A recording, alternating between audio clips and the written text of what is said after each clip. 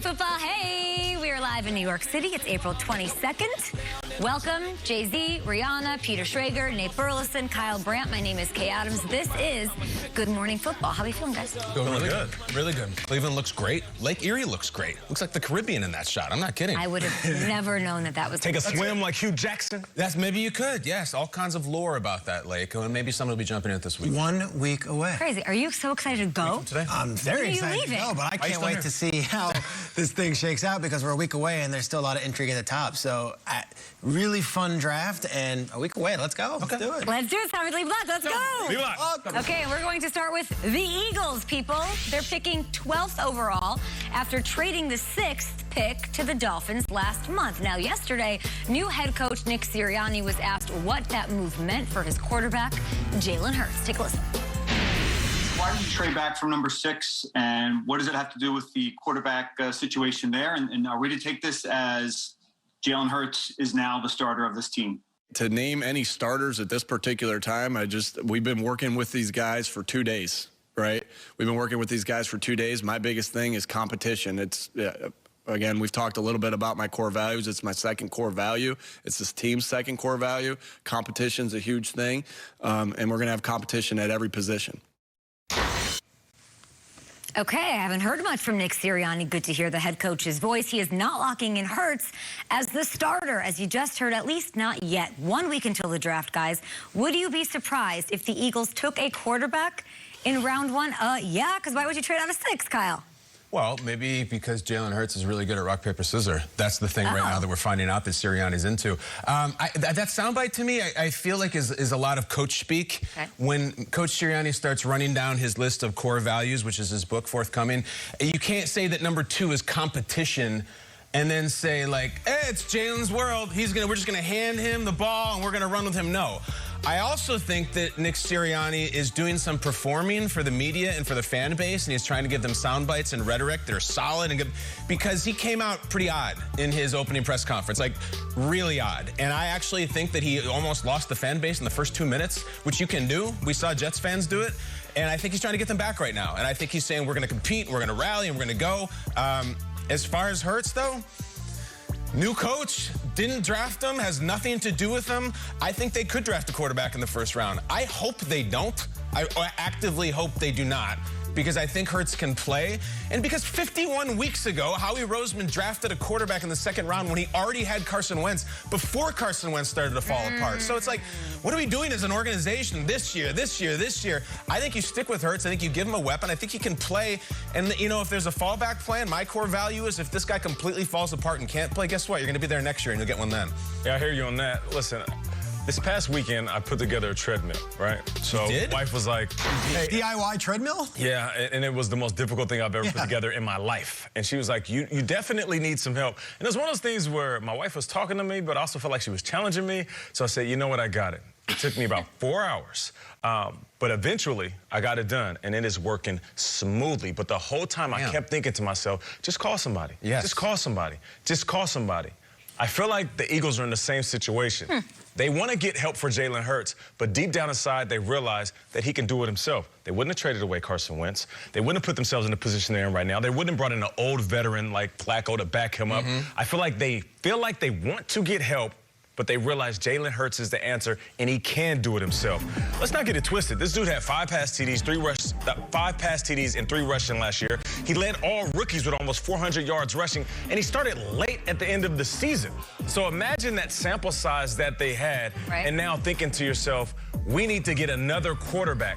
He's not talking to us. I feel like he's talking to Jalen Hurts saying, come in and compete every day to prove that you can be the guy for the job. So no, I don't believe that the Eagles are gonna go get another quarterback in the first round. That would shock me. Just like me putting together that treadmill. Yeah, that shocks me. I feel like they want help, but they realize Jalen Hurts can do it himself. I think Jalen Hurts is the starting quarterback. No doubt about it. I think there's no question. I don't think they're drafting one 12th overall. But what would be the value of crowning him the starter at this point? Like, there's something in the media that we do is like, did he name the QB1 yet? We're in April. Like, did he name the QB1? So early. We don't ask for coaches to name the wide receiver 3, or like who's your starting running back? Is it going to be the? For some reason, we want that as a media body. Like we want to know, and if it doesn't, it just is great for fodder. But to their point, what if Trevor Lawrence fell to 12? What if Zach Wilson fell to 12? What if they really value Mac Jones and someone passes up on him in 3 and all of a sudden he's sitting there at 12? Like, what would be the value in April to say Jalen Hurts is our starting quarterback no matter what, and then to go back on their word a couple weeks later? This is going to be an interesting deal. The Sirianni thing is so unique because I don't think he was anybody's first choice as head coach, so Eagles fans already feel a little slighted. They're like, who is this guy? And he's a talker. He's talking about his 5 core values as if that's gospel, that we should know that. He's got 5? He's got 5 core values. This is the second one, competition. All right, I thought it was 3. Everyone knows the other 4. I don't. But, like, he is but do you want that, or do you want Belichick bottled up, don't say anything, boring? Like, the Philly media market is a hornet's nest. They are tough. And I'm very curious to see how this relationship goes, because already you go into the local radio, and I'm sure there's going to be jokes about rock, paper, scissors, like you said. Yeah. And already there's going to be talk about the starting quarterback. I got to be curious to see, because the Eagles, for as much as we want to poke and prod at what's going on right now, I don't know many other NFL teams who have won as many divisions as they have, division titles over the last 10 years. Like, they are a good franchise. So curious to see how he rises above. But I have no problem with him not naming Jalen Hurts, who went 1-3 as a starter, the man right now. Because guess what? A lot of things can change between now and the start of the season. So you don't, if they don't name him the starting quarterback in July, you're still okay with that? Like, I see your point when it's ahead of the draft. You don't want to show all of your cards. Crazy things can happen. Guys can slide. Trades can be made. But at some point, isn't there, like, what's the value in naming a starter? That your starter knows he's the starter and has that confidence, right? That the media isn't talking about it. To start their 3-hour live show is the most important topic to get to. So I get the draft, the leading, I mean, we're a week away. That I understand. But at some point, soon after the draft, I would really hope that they would come out and say what they think. Triggs, I think it's as simple as you don't trade out of 6 if you want a quarterback. Is that it? Yeah. I mean, look at the actions. If they wanted a quarterback, they would have stayed there, right? And they would have probably gotten a Lance or a Fields if they had fallen to them. But instead, they got the extra pick. But to your point, I think it'll be assumed and it'll be known after OTAs and when we get to training camp that Jalen Hurts is the man. But you're right.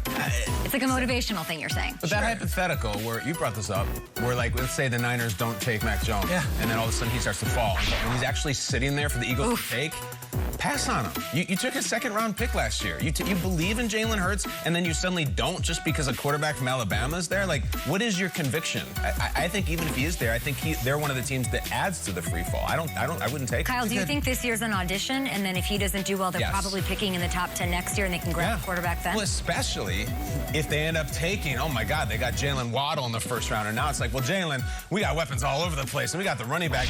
Go get it. Right. And if you win 5 games this year, then, oh my gosh, look, we have the 9 pick next year. I guess we're taking a quarterback. Guess what? They have 3 first-round picks already for next year. Yeah. And from the Carson Wentz trade, if he plays 70% of the snaps for the Colts, they get that 3rd pick. And I don't think they're done. I've said it on the show, and it's not from Howie Roseman or Nick Sirianni, but I think knowing what they've been up to, they're going to be looking to trade back in this draft, too. I feel like their scouting department's one of the best in the league, and what they're looking at is, let's get a full, clean year of college football with a combine, with pro days, and then we can make our assessment. But I think you're right. Jalen Hurts this year, let's go for it. But, like, he's the 55th pick, 51st pick. It's not like he was the 1st overall pick, and they just traded away a 2nd overall pick. I don't think they're beholden to the fact that they selected this guy. Nate, if you were a new head coach, Nick Sirianni, this name to me kind of came out of nowhere. I think a lot of Eagles fans, a lot of NFL fans feel that way. Joe Judge also, first-time head coach last year. He came out, and he was like, everybody has to earn their spot. It's coach speak. It's putting your foot down. Is that what it is to you, what we're hearing here?